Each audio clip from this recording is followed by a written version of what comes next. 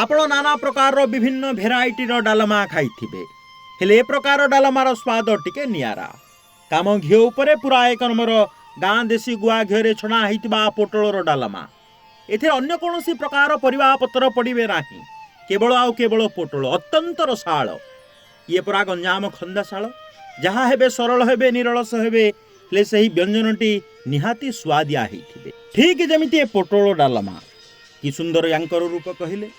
हरड डाली रे सैंधव लवण कंटगुड़ तेजपत्र आदि जति बातरे बाड़िया डालीटे होइले सेठू गुआ घरे जीरा अदा हेंगु सोरिष प्रमुख पर्जणा हेले आउ हेला अवतारू गुआ घरे छणा हितवा पोटल पड़िले सेठू महक विस्तार लाभ करी गगन पवन आकाश मर्त्य पाताल विस्तारित हेले।